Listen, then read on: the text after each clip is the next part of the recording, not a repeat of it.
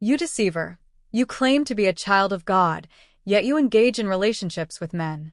You have brought disgrace upon this family and caused your father's demise. Her words, filled with resentment, sliced through the atmosphere like a razor-sharp blade. Now, she is confronted not only with the trauma of her assault but also with the charge of deceit. She implored her mother, "Mama, please believe me. I am not lying. I never wished for this to occur. I did not." Music. A young woman in her 20s led a simple yet fulfilling existence in a local village in eastern Nigeria alongside her parents, Mr. and Mrs. Eid. The Eds were recognized for their strong sense of community and deeply rooted values. Her journey of faith commenced at a young age as she attended the village Catholic church, St. Philip's. The resonating hymns and the fragrance of incense became an integral part of her upbringing. From an early age, she nurtured a dream that distinguished her from her peers. She aspired to become a reverend sister. Determined to fulfill her dream, she dedicated herself to serving God in various capacities within the church. Her commitment and diligent nature were evident through her participation in multiple organizations and her respect among community members. Her reputation as a devoted and industrious young woman spread throughout the village. Despite the Eid family's modest means, they fully supported her aspirations. Mr. Eid, a wise and kind-hearted man, often emphasized the significance of pursuing one's calling. Mrs. Eid, a gentle and nurturing soul, instilled in her the values of humility and perseverance. The family's bond was unbreakable, and they found joy in their shared devotion to faith. Her days were filled with prayers, church activities, and assisting her parents with their daily chores. The local villagers admired her unwavering commitment to God, and she became a source of inspiration for many young individuals in the community. As she matured, so did her desire to deepen her spiritual connection. She sought guidance from the village priest, who acknowledged her sincerity, led to a recommendation for advanced studies in a convent. Alma's heart swelled with gratitude upon receiving the news that her dream of becoming a reverend sister was drawing closer. However, the journey toward her aspirations was fraught with challenges. The financial burden on the Eid family became increasingly evident as they worked diligently to support O's education. Despite these hardships, the family remained unwavering in their belief that Alma's calling was a divine gift, and they continued to rally behind her. Alma's journey exemplified the strength of faith, family, and perseverance.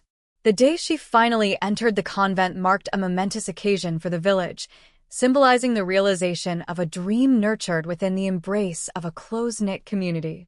In the serene halls of the convent, she found herself immersed in a world of prayer, discipline, and academic rigor.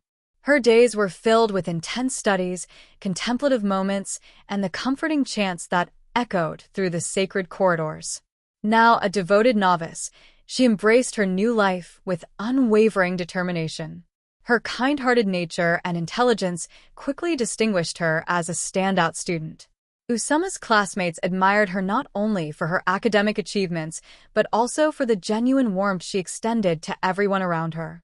As she delved into her studies, she became a living example to her fellow novices, showcasing the virtues of humility, dedication, and compassion. Us took it upon herself to be a guiding light for her peers. In the quiet evenings, she would gather them for impromptu prayer sessions, sharing words of encouragement and cautioning against distractions that could lead them astray. Her words resonated deeply with the novices, and they began to look up to her as a spiritual mentor. The instructors at the convent recognized her exceptional qualities. Her humility, combined with a profound understanding of the teachings, made her a favorite. Among the staff, she was entrusted with responsibilities that enabled her to help organize religious events and guide the young novices in their spiritual journeys, which were a harmonious blend of academic pursuits and spiritual service. She found joy in sharing God's teachings through her prayers, fostering a sense of unity and purpose within the convent walls. Her radiant spirit and unwavering faith inspired those around her, creating a ripple effect of positivity. As Susie progressed in her studies, her commitment to God deepened. She spent time in prayer, seeking guidance for herself and her fellow novices. The chapel became her sanctuary, a place where she felt the divine presence most strongly. Her conviction in the path she had chosen grew stronger with each passing day. The bond between her and her family remained unbroken despite the physical distance. Through heartfelt letters, she shared her experiences and expressed gratitude for the sacrifices they made to support her calling. The E family, in turn, found solace in knowing that their daughter was fulfilling her destiny with grace and purpose. Susie's journey in the convent was not without challenges. She faced moments of doubt and questioning, but her faith remained unshaken. The support of her instructors, the camaraderie among the novices, and the divine guidance she sought in prayer became pillars of strength that carried her through the trials. As the school year drew to a close, a sense of excitement filled the air at the convent. Now in her second year, she eagerly anticipated the upcoming vacation.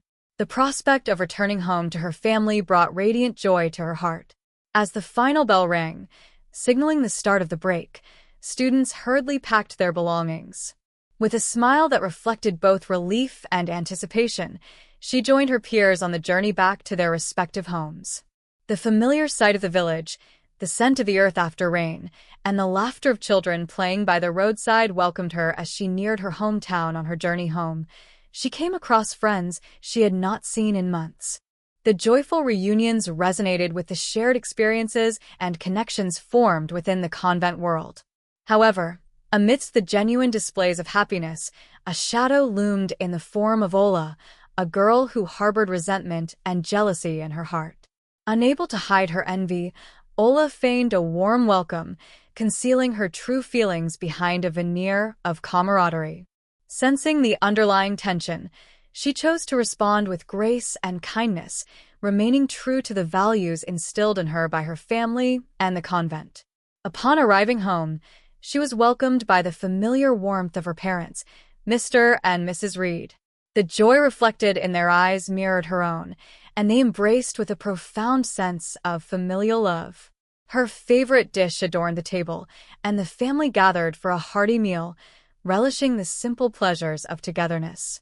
The evening unfolded with laughter, stories, and long-awaited family discussions about her experiences at the convent. Her parents were eager to hear about her spiritual journey, listening intently as she shared the challenges and triumphs of her second year. The mother's room transformed into a sanctuary of love and understanding as they exchanged thoughts and dreams.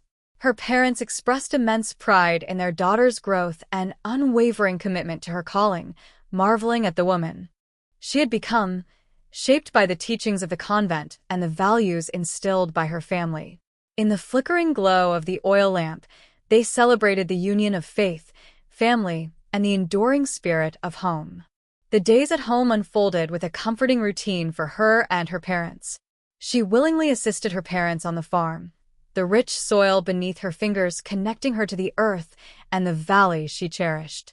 Every evening, she attended the evening service at St. Philip's Catholic Church, where she found solace in familiar hymns and prayers.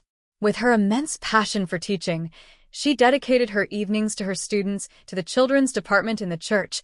The young stars held her in high regard, drawn to the kindness and warmth that emanated from her.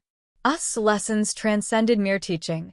They were imbued with love, passion, and the unwavering faith that had guided her own journey. One evening, after the program at St. Philip's, she approached with what seemed to be an innocent request. "Please, I need to retrieve my Bible from a friend's place nearby. Can you accompany me?" she pleaded, her eyes reflecting an urgency that appeared genuine. Although initially hesitant, I could not disregard Lama's plea. "All right, but let us make it quick," I agreed, cherishing the friendship we had shared.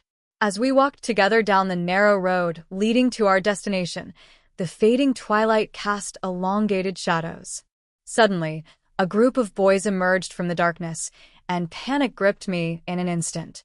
Driven by fear, I fled the scene, leaving her trapped and vulnerable. The boys, fueled by sinister intent, took advantage of the situation.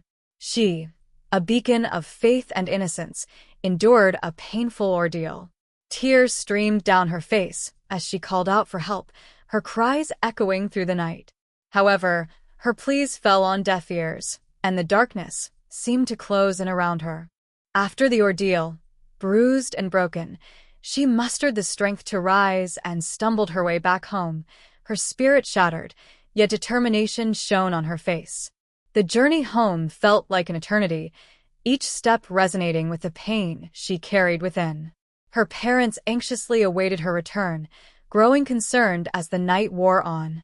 The flickering lantern inside their home cast long shadows of worry on their faces.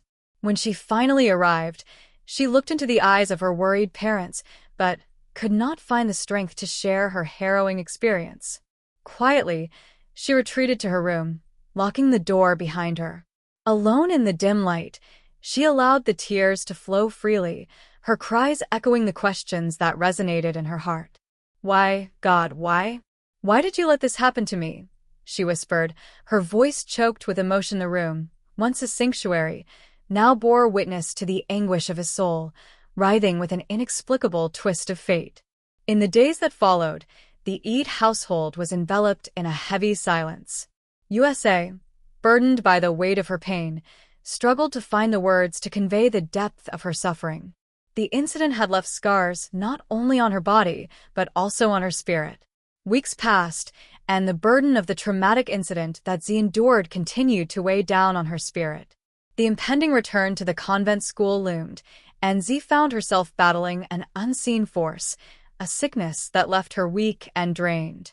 She spent most of her days confined to her room, wrestling not only with physical ailments, but also with the emotional scars that festered within her. Her increasingly worried parents decided to confront her one morning. "My child, what is happening? Why are you so sick?" Mr. Eid asked, concern etched on his face as he made a feeble attempt to muster strength. "I'm fine, Papa, just a little under the weather." "It will pass," she replied. However, her mother, sensing something deeper, pressed on. "You are not well. We need to take you to the hospital." Reluctantly, Z agreed, and they made their way to the local hospital. As the doctor examined her, a shocking revelation unfolded. She was pregnant. The news struck like a thunderbolt, leaving her mother dumbfounded. Back home, the atmosphere was charged with tension and confusion. Z's parents, grappling with the revelation, sought answers. "Who is responsible for this child?" her mother questioned, her voice tinged with disbelief and sorrow. Sobbing uncontrollably, Z struggled to find words. The weight of shame and guilt pressed heavily on her, making it nearly impossible to articulate the truth. Her father, unable to contain his frustration, attempted to use force, worsening the already fragile situation. The escalating tension took a tragic turn when Mr. Eid, in a moment of intense emotional turmoil, suffered a heart attack and collapsed to the floor, his face twisted in agony. The household erupted into chaos as S. mother panicked and, grief-stricken, rushed her husband to the hospital. Tragically, by the time they arrived at the medical facility, Mred had succumbed to the sudden cardiac event. The news of his passing sent shockwaves through the community, leaving the Eid family devastated. Now burdened not only by her own sorrow but also by the unintended repercussions of her silence, felt the weight of her father's death on her conscience. The family, once a bastion of love and support, now faced an uncertain future shaped by tragedy and loss. In the aftermath, USA withdrew further into herself, grappling with grief, guilt, and the harsh judgments of society. The dream that once propelled her towards the convent now seemed like a distant echo, drowned out by the tumultuous events that unfolded. The family, once united in faith and love, now stood fragmented, the repercussions of one fateful night rippling through their lives with devastating consequences. The air in the Eid household was thick with sorrow as the community gathered to bid farewell to Mr. Eid. The burial was a somber affair, and the pain etched on S' face mirrored the shattered reality that now enveloped her world. After the mournful ceremonies concluded, S' mother, still grappling with the shock of her husband's sudden death, summoned her daughter. The dimly lit room, suffused with sorrow, became the stage for a confrontation that would unravel the fabric of their family. "Who will tell me the truth? Who is responsible for this?" her mother demanded, her eyes searching for answers. This time, with a heavy heart and tears streaming down her face, found the strength to recount the night that changed her life. She shared the painful details of the assault, the betrayal of a friend, and the silence that had weighed on her soul. However, her mother met her revelation with disbelief and anger. "You liar! You pretend to be a child of God, yet you go around sleeping with men, bringing shame to this family and causing your father's death." Her words, filled with bitterness, sliced through the air like a sharp blade. Now, she faced not only the trauma of her assault, but also the accusation of deceit. She pleaded with her mother, "Mama, please believe me. I am not lying. I never wanted this to happen. I think of you, Papa," she implored, her voice quivering. However, her mother refused to listen to her cries. "Leave, pack your bags, and depart from this house. You are no longer welcome here. You have brought us nothing but pain and shame," she declared, her anger intensifying in a whirlwind of emotions. She found herself cast out from the only home she had ever known. Her hastily thrown-together bags became symbols of a shattered dream and a fractured family. As her mother's harsh words echoed in her ears, she begged for mercy, but her pleas fell on deaf ears. The night sky bore witness to her tears as she stood outside the familiar door, now closed to her. The community that once embraced her now turned a blind eye to her suffering. She walked down the dimly lit street, a lone figure weighed down by the burden of her past, her cries for help going unanswered. The cold reality of her new homelessness settled in, and the echo of her mother's accusations reverberated in her mind, leaving her emotionally battered and utterly alone. With no other choice, she wandered through the night until she found refuge in an unfinished building. The bare walls and open spaces provided a mere shelter, but she clung to the hope that somehow God would intervene and guide her through the darkness that enveloped her life. Determined to start anew, she awoke with the first light of dawn. The unfinished building became a canvas on which she would paint the resilience of her spirit. She embraced humility, a lesson instilled in her by the convent teachers, as she ventured into the streets, carrying a basin of water on her head and selling fruits to passers-by.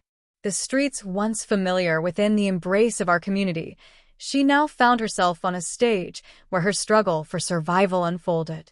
With each step, she bore not only the weight of her pregnant belly, but also the burden of a shattered past. Yet, amidst adversity, she unearthed a strength within herself that she had never known existed. From selling water to cleaning homes, she seized every opportunity for honest work. The calluses on her hands and the weariness in her bones became badges of her unwavering determination to carve a path forward. As her pregnancy advanced, the limitations imposed by her circumstances became increasingly evident. The lack of resources meant she could not afford regular hospital checkups. Nevertheless, with a quiet faith that sustained her, she chose to endure the challenges in silence. Days turned into weeks, and her makeshift dwelling in the unfinished building transformed into a sanctuary where she sought solace in prayer. The flickering candlelight cast shadows on the one Bible she held tightly, each page serving as a source of strength and inspiration. As the weight of her pregnancy became more pronounced, the struggles etched on her face were evident. The familiar faces in the community, once filled with warmth, now averted their gaze, unable or unwilling to acknowledge a woman who had fallen from grace. Her nights were often punctuated by the discomfort of her growing belly and the cries of despair that echoed within the empty beauty of her surroundings. Yet, even in the solitude of her makeshift home, she discovered moments of connection with the divine, seeking solace in prayer and holding on to the belief that redemption awaited her. Under the relentless sun, she continued to toil, the weight of her struggles evident on her face. As the heat intensified, so did the pain that gripped her body. Unbeknownst to her, the inevitable had arrived. She was in labor. Passers-by, recognizing the urgency of the situation, rushed to her aid with compassion in their hearts, guiding her to the nearby hospital. Clinging to the hope that had sustained her through countless hardships, she moved forward. She entered the medical facility, feeling a blend of anticipation and fear. The hours that followed were a painful mix of anguish and hope. In the TRS of label, she clung to the belief that, despite her circumstances, the arrival of her child would bring light amidst the darkness that had engulfed her life. As the doctor emerged from the delivery room, the air seemed to thicken with the news he carried, cutting through the anticipation like a sharp blade. The baby, born into a world of adversity, had passed away just moments after entering it. Already burdened by the weight of her struggles, she felt the foundations of her strength begin to crumble. She cried uncontrollably, her tears a silent lament for a life that had never had the chance to exist. In the midst of her grief, a second blow awaited her. The doctor returned, his expression grave, to deliver news that shattered her world. "I am sorry to inform you that you tested positive for HIV," he said, his words reverberating through the room, which was already heavy with sorrow. Now, it bore the weight of an uncertain future. The walls seemed to close in around her as she grappled with the reality of a diagnosis that felt like a sentence. She stood up, her movements mechanical, and walked out of the hospital, leaving behind the remnants of her shattered dreams. As she traversed the familiar streets, the city felt to her like an elusive sanctuary. With the little money she had, she gathered her few valuables from the place she once called home. The unfinished building, a witness to her trials, stood silent as she departed, bidding farewell to a chapter of her life that felt like a lifetime of suffering. Upon reaching the city, she encountered a woman named Madame Cash. This woman used her charms to make money, having others sleep with different men and take 60% of their earnings. She approached her and expressed her desire to join her. Madame Cash explained how it worked and asked if she still wanted the job. She nodded, and Madame Cash summoned her assistant, Fun, instructing her to dress her up and prepare her for the work ahead that evening. She joined other girls who were standing on the road, waving at men in cars and getting picked one after another. Within a week, Kama had slept with over 50 men, and within a month of joining, she had slept with over 500 men. Her motivation was not financial. Rather, it was to take revenge on the gender that had ruined her life. She engaged in these encounters without protection, intending to infect them with HIV. She maintained a diary in which she recorded every single man she slept with. She exhibited sadistic tendencies and found no humor in her actions. She was a very cruel individual and vowed to destroy every man, having lost faith in God, whom she claimed had forsaken her. Within 3 months, she had slept with over 1,000 men in the city. After a year of silence and uncertainty, her mother, burdened by worry and maternal instinct, set out to find her daughter. She first visited the convent, her heart heavy with anticipation, only to discover that she had not been there for quite some time. The sisters from the convent joined in the search, sharing a thread of compassion that connected them to Alma's journey. Their quest led them back to the village, where Mr. E, the Pfizer, became an unexpected source of information. He recounted the details of Alma's story, mentioning the unfinished building and the circumstances surrounding her pregnancy. Although he was not aware of Alma's current whereabouts, he provided a crucial lead by mentioning the hospital where she had given birth. Determined to uncover the truth, Alma's mother, accompanied by the concerned sisters, made their way to the hospital. Upon hearing their inquiry, the doctor hesitated for a moment before recounting the series of events that had transpired, sincerity evident in his eyes. The doctor admitted to grave mistakes. The HIV-positive result had, in fact, been an error made by a lab technician who had inadvertently swapped her results with someone else's. The revelation shocked the group, a mix of relief and disbelief coloring their expressions. Alma was not HIV positive. She questioned her emotions, caught between the joy of knowing her daughter was not afflicted and the anguish of the unknown. The doctor confirmed, with a nod, that she wasn't. "We have been trying to find her to correct the mistake, but she seems to have disappeared." The burden of misunderstanding lifted, replaced by a new determination to locate Oma. Armed with the corrected information, They intensified their search, tracing her steps from the village to the city. Despite their efforts, she remained elusive, a shadow in the vast urban landscape. The unfinished building that had once been her refuge stood silent, offering no clues to her whereabouts.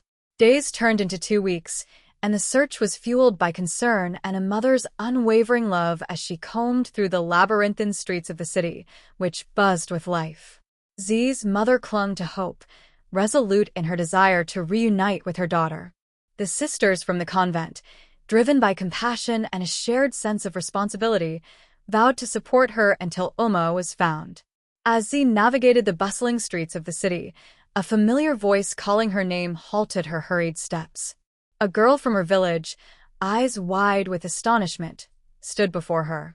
She eagerly pulled Z aside to share news that shattered the walls of her newfound reality. Tears welled up in Z's eyes as the girl explained how her mother, the sisters from the convent, and even the hospital had been desperately searching for her. The revelation that the HIV-positive result was a mistake struck Z with a mix of relief and disbelief. The weight of the initial diagnosis, which had cast a shadow over her life, began to lift. Unable to comprehend the magnitude of what she had just learned, Z decided to return to the village. The journey back was filled with a whirlwind of emotions: regret, remorse, and a longing for redemption. As she approached the hospital, the air was thick with anticipation. The doctor met her gaze, a profound sadness etched across his face as he recounted the events that unfolded after her departure. The frantic search and the discovery of the error came too late. With her heart burdened by the weight of her past, she requested another test. As the results arrived, a wave of relief washed over her. The test was negative. Although the stigma of being wrongfully labeled HIV-positive was lifted, she struggled to forgive herself for the decisions she had made during her time in the city. With a heavy heart, she confronted her mother and sisters, revealing the truths about her life in the city. Instead of reacting with anger, her mother enveloped her in a tight embrace, expressing sorrow for the misunderstandings that had driven her away.